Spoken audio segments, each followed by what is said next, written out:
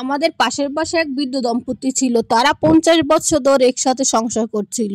প্রতিদিন সকালে স্ত্রী চা বানাতো আর স্বামী সকালে 1 কাপ চা নিয়ে বারান্দায় বসে পাখির গান শুনত। কিন্তু প্রতিদিন স্ত্রী তার স্বামীর জন্য চায়ের সেই অংশটা দিত যা সে নিজে কম পছন্দ করত, অর্থাৎ কাপের নিচের ঘন চা। 50 বছর ধরে সেই স্বামী চুপচাপ তা খেত, কখনো কিছু বলতো না। একদিন স্ত্রী জিজ্ঞেস করলো, তুমি কি জানো আমি তোমাকে সবসময় আমার কম পছন্দের চা দিই? আমি মুচকি হেসে বলল, হ্যাঁ আমি জানি, আর আমি সবসময় সেটাই খুশি মনে খেয়েছি, কারণ তুমি নিজের হাতে বানাও, ভালোবাসা মেশানো থাকে তাতে। স্ত্রীর চোখে পানি এনে বলল, তুমি কখনো অভিযোগ করনি কেন? আমি বলল, কারণ ভালোবাসা মানে সবসময় নিখুঁত পাওয়া না, বরং মানিয়ে নেওয়া আর একে অপরের খুশিকে গুরুত্ব দেওয়া। এটা ছিল 1 কাপ চায়ের গল্প। আরেকটা তোমাদের সাথে গল্প বলি।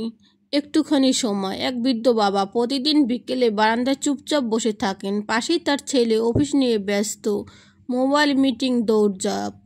একদিন বাবা জিজ্ঞেস করলেন, বাবা তোর সাথে 5 মিনিট কথা বলা যাবে? ছেলে বিরক্ত হয়ে বলল, বাবা এখন নয়, আমি খুব ব্যস্ত। বাবা চুপ করে গেলেন। পরের দিনই একই কথা। তৃতীয় দিনে বাবা একটা খাম দিয়ে বললেন, তুই ব্যস্ত আমি বুঝি, এটা রাখ। ছেলে খুলে দেখে এক চিরকুট।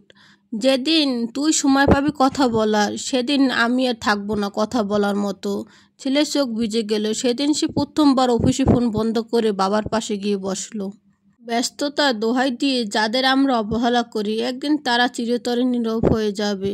গল্পটা যদি মন ছুঁয়ে যায় তাহলে শেয়ার করে ছড়িয়ে দাও। লাইক সাবস্ক্রাইব করে পাশে থাকো। তোমরা আমাকে আর উৎসাহ দাও, জানি তোমাদের আর নতুন নতুন গল্প দিতে পারি আমি এই রকমের।